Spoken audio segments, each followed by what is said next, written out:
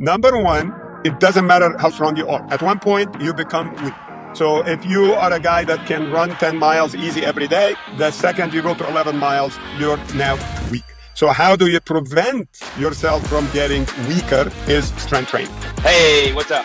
This is the Busy People Getting Fit podcast. Today, I am pumped to welcome triathlon powerhouse Ahmed Zaher, 8-time Ironman Hawaiian qualifier, 4-time Ironman 70.3 finisher, and ITU Age Group World Championship bronze medalist. With 20 plus years of racing and coaching under his belt, Ahmed has helped thousands from teens to seasoned pros stay injury-free through technique, smart recovery, and targeted strength work. So let's dive in. Ahmed, it's great to have you here. Thank you. It's great to be here. Appreciate it. So we'll just dive right in. What is your top strategy for active recovery between high-intensity training days? Very good question. So in order to start, the conversation about what is really recovery, what does it do, and what do we need to do? I always emphasize with my athletes on two things primarily. Number one, understanding that only in recovery is when you get stronger. So all the training is really breaking your muscles. You're getting weaker during that training. And when you recover is when you start getting stronger. And it's very important you understand that, because a lot of the athletes, they're happy to do the workouts, but they always slack off on the recovery. So by knowing that by recovery, you only get stronger, you can change your mindset in general. So that's number one. The second thing that I always emphasize with my athletes is, what is your recovery number? And I came up with that on the what is your recovery number, because that's really the easiest, fastest way to not only recover and get stronger, but to avoid injuries, maybe even completely. And I'm not talking about injuries like, falling off a bike or hurting an ankle. I'm talking about, injuries because of overload of the muscle. It's really, if you can figure out your recovery number, and I got that, kind of, everything is in numbers. I'm a mechanical engineer, so everything is numbers to me. So what is a recovery number mean? Recovery number means, okay, I train 10 hours a week. Let's say, I'm just giving an example. Okay. Then what is your recovery number and what is it? So maybe I require, in order to not get injured, in order to have, peak performance, in order to get as strong as I can, let's say I'm just going to put anything in there. I have to sleep 7 hours a day. Maybe. Okay. Minimum going to sleep 7 hours. Because we know we still know sleeping is the best recovery in general and the cheapest. Okay. So no. You just made this massive statement that has flown over the heads of everyone listening to this podcast, and I tell you that because we've got a cryo box that's open. We have an ice box that's open. We have the hot massage, the hot sauna. We have all these places opening up, and I'm not discounting that. Yeah.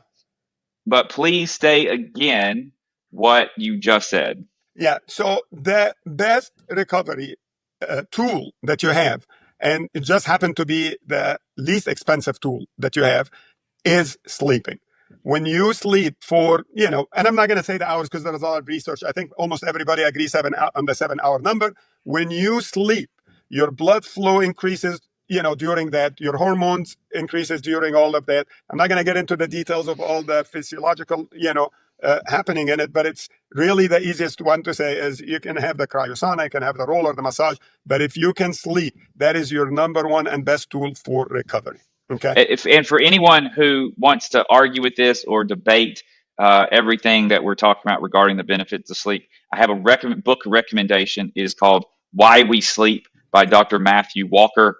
Buy the book. He goes into all the details. He's done 20 plus years of research just in sleep on all of the benefits, not just with these health recovery benefits, but all the benefits of sleep. Get the book. If you don't believe or have any, but as you said, it is the cheapest option, rather than spending $200, $300 a month at some icebox cryotherapy thing and sleeping 4 hours a night, right? Sleep comes first. Yes, for sure. And so by knowing what your recovery number is, it's really easy to kind of figure out how not to get injured. So for example, we go back, let's say I train 10 hours a week. That means that, okay, I sleep 7 hours a day. Maybe I roll. Rolling is also one of the easiest, cheapest way, to you buy a roller for $20 to $40 and you can roll. But let's say that you do 10 minutes every day. And let's say that and we're talking about foam rolling. Foam rolling. Yeah. And let's say that you do that And if you do that 10 minutes a day, let's say that's all you need in order to recover, get stronger, but not get injured. Now, that means that your recovery number is 7 hours sleep, let's say, and it is 10 minutes of rolling. Two things you have to do. And if you do that, that is great. Now, if you move to 11 hours, and that if you do that consistently, you don't get injured. So let's say that you decided, okay, now I have time, I have a bigger goal, I'm going to move to 12 hours a week. Of working out, 12 hours of working out. Of working out. Let's say you decided that, or your coach decided that. That means that automatically you have to decide what are you going to do more for recovery. So whenever somebody comes to me and say, hey, I now have 2 hours of training more, I go, great, we're going to use 1.5 hours of that for training and maybe 30 minutes of recovery. What else you can do in general? So that's kind of the by knowing the recovery number, you can really dial into where you can avoid injury. Because as soon as you get to be hurting a little bit, let's say you increase to 12 hours and you increase 30 minutes and you're still hurting more than the usual, or maybe your hamstring gets a little bit pulled, well, that means that you either have to go back to 11 hours or you have to increase and maybe get a massage or maybe get a cryosauna. So all tools are great, but you have to know what your recovery number is, okay? So that's on that. Now, to answer your question, now that we established these two things very importantly, then what is active recovery? Active recovery, I'm the biggest believer in active recovery. Active recovery meaning I really believe that you should work out 7 days a week. I'm not a big believer in like you have a day off. Correct. That when it comes to physical, but there are also recovery is split into two things. One is active physical recovery and active mental recovery. So it's very important that you understand that you sometimes need the mental active recovery, and that might mean taking a day off. It's not really for the physical part, but really for the mental part. Does that make sense? So when we talk about what is an active recovery, let's talk about the physical one. The mental one is easy. I'm going to take half a day off. I'm going to, take a whole day off, maybe even a couple of days.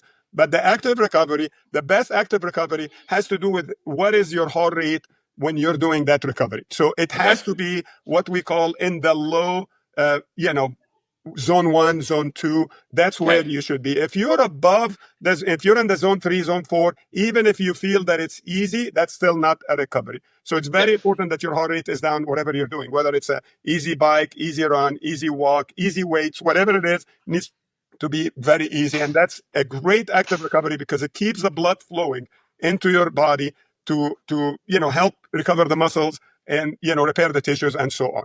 Okay, so I want to pause there to make sure we're clear on what we're talking about.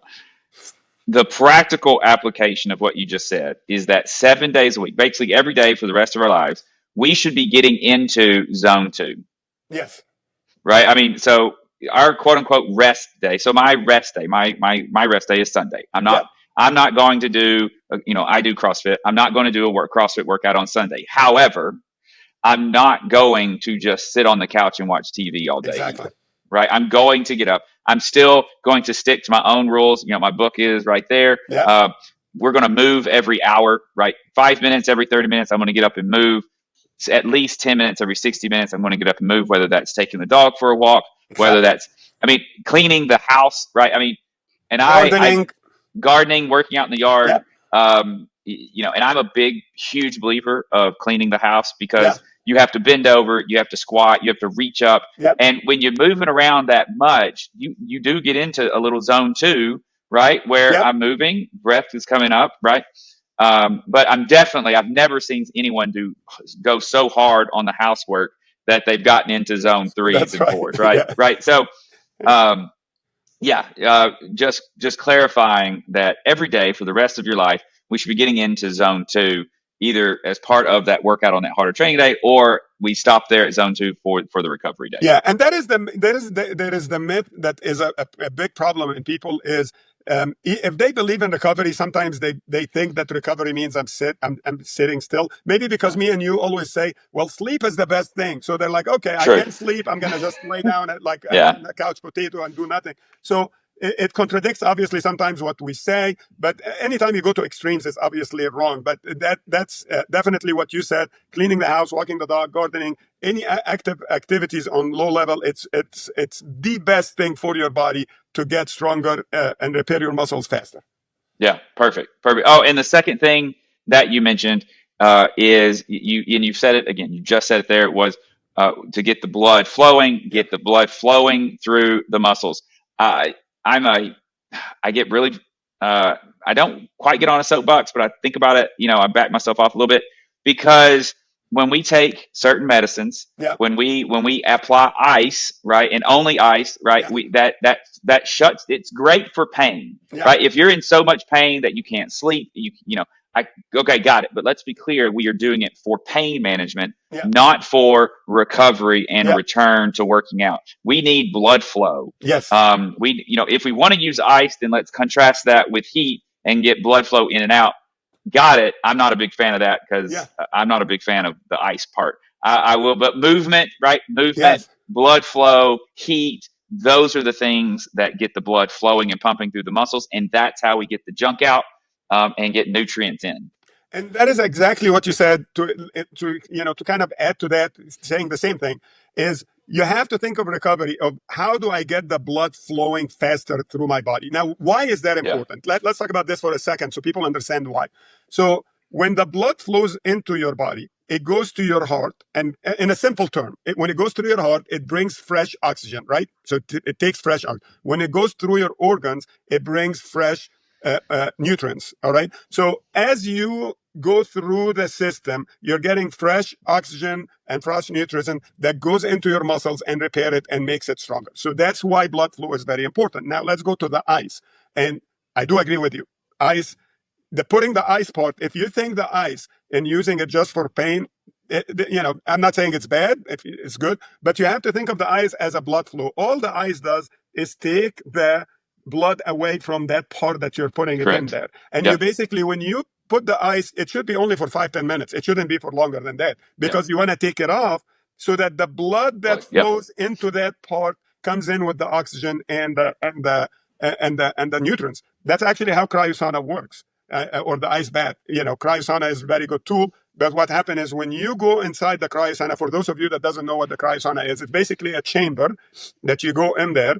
And usually they use nitrogen, to go in there and bring the temperatures to like -120, -30, 140. And you do it for like a good 3 minutes or so. So it's not like for a long time. But what happens is your body, thinks that you're in the middle of Alaska dying, and it takes all the blood and it takes it to the organs to make it survive. And obviously you're just standing there with your underwear inside the thing. Once you come out, I call it like a flush. When you flush your radiator, it just flushes the system. And again, all about blood flow. So you can go pay for the cryosauna, you can go pay for the ice bath, you can go pay, put the ice, or you can just go for a walk.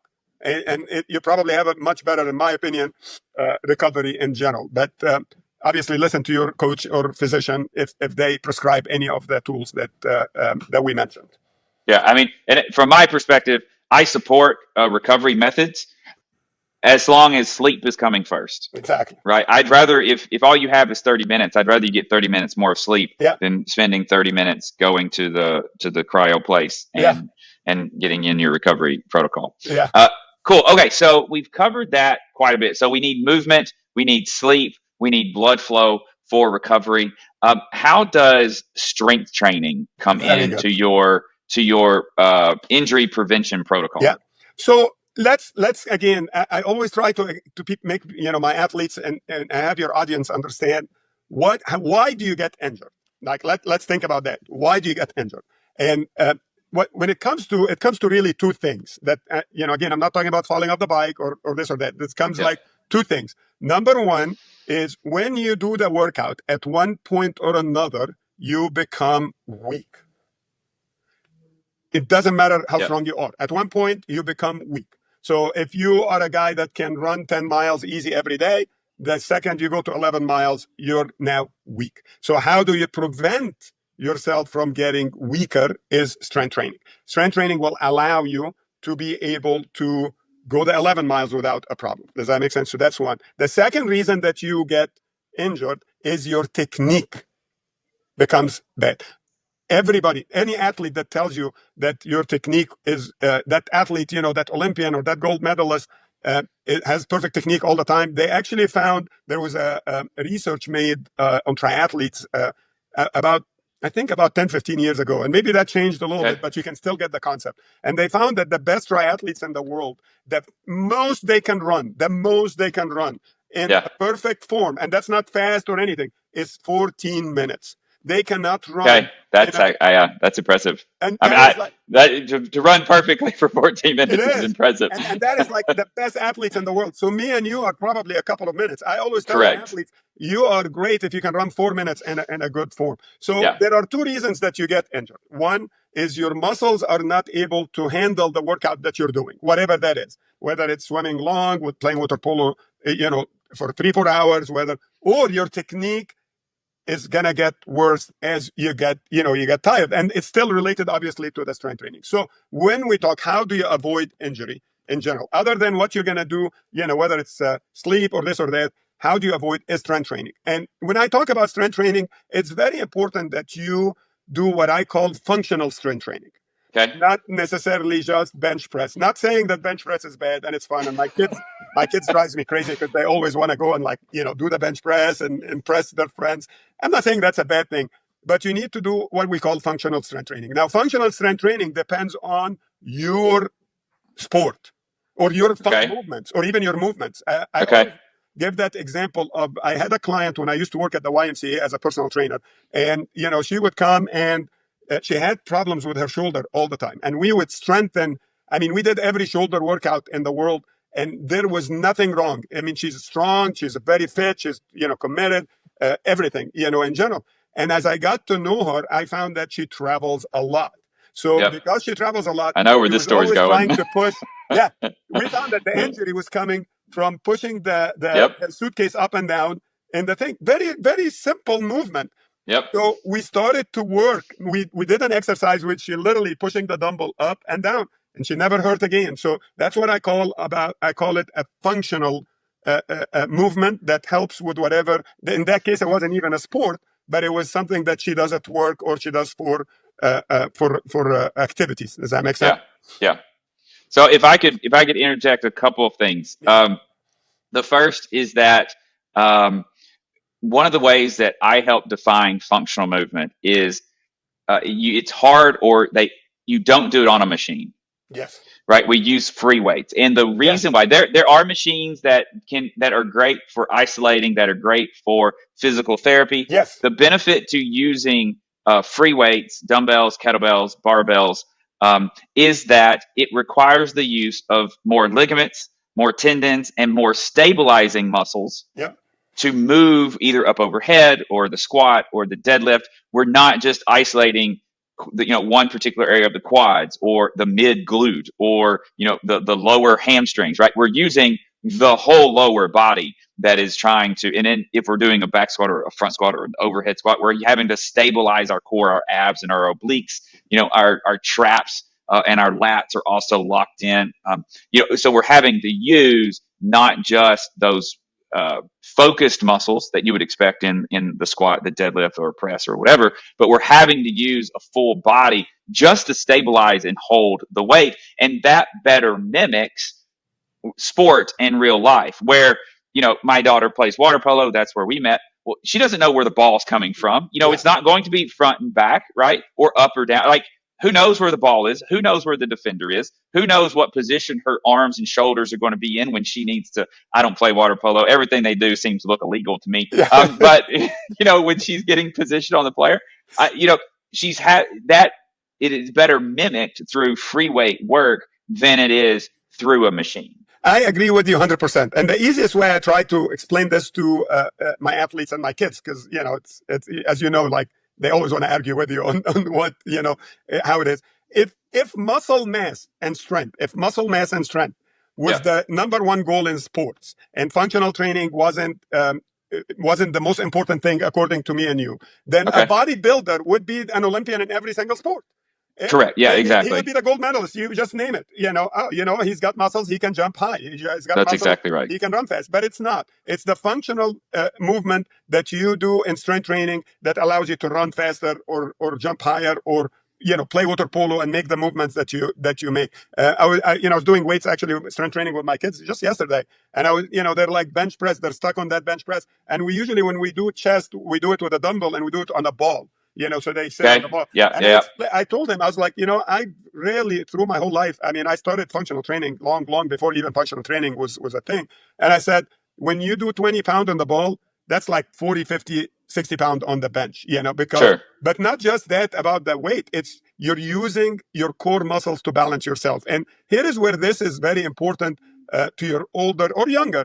There was a research that shows that I believe 90% of fatal accidents happen to elder people.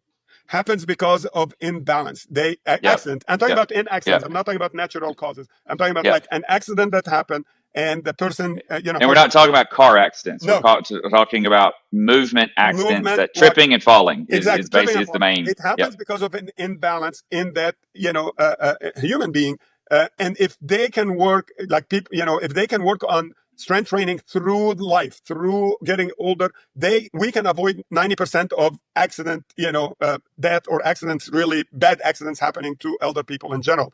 Yep. And we're all going to get there one day. Does that mean? So Yep. I do agree with you 100%. If you're doing it on the bench or if you're using anything stable, that has to be really a prescription to, something that you are doing through physical therapy that is just targeting that one particular muscle for a short period of time until you get it stronger. Okay, so I also want to interject just a touch, and I want to support your boys. The bench press, Yes. and I do this because we coach people all up into their Yes. 90s. Okay, being able to push, not even do a full push up, but being able Yes. to push yourself up off the ground Yes. is a tremendous. You and I Yes. don't think about that as being necessarily fundamental, Yes. right? When you're 88 years old, Yeah. this is an extremely fundamental functional movement. Yes.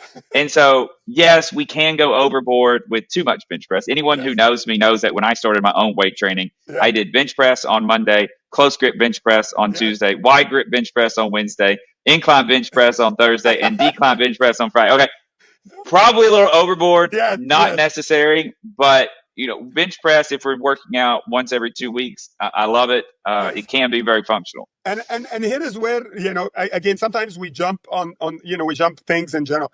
Bench press is a great and is a great thing to do, and even anything. I think the reason that I usually emphasize functional training more is because as we just go through life, I mean, we are more and more busy. So if I Correct. have 30 Yeah. minutes a day or 30 minutes a week or 30 minutes even a month to do strength training, now, do I want to do bench press or do I want to do functional training? And in my opinion, Yeah. in that case, 30-minute functional training. Now, Yeah. I've had this argument with clients all the time. They're like, well, I want to do bench press. Great. Then we add the 30 minutes. If you have 30 minutes to do both, by all means, do it. Does that Yeah. make sense? There is nothing wrong. Bench press, it won't make you worse. It's just you have Correct. which one are you going to do? Does that make sense? Correct. So coming back, so strength training, functional strength training, that will allow you to be able to make the movement that you need for whatever sport that you want to where it will prevent the injury from happening. And if you have a recovery number to kind of supplement that, then you go, okay, if I did bench press today, for 30 minutes, I need to sleep, or I need to maybe roll for 10 minutes. But if I did 40 minutes, maybe I need to do, an extra 5 minutes of rolling and so on. Does that make sense? Yeah, makes totally sense. Now, I want to come back to one of your points was about how the greatest in the world triathletes, can run perfectly for no more than 14 minutes. I train. I don't train. I don't advertise myself as a trainer for triathletes. Yeah. However, I've got triathletes. I've got marathoners who come and work out, and they come to me. They have all these injuries or these tweaks, and they're trying to work through it. The number one thing, and I tell them this: if you're off by just 1% in your movement, your knee is off. Yeah. 1%.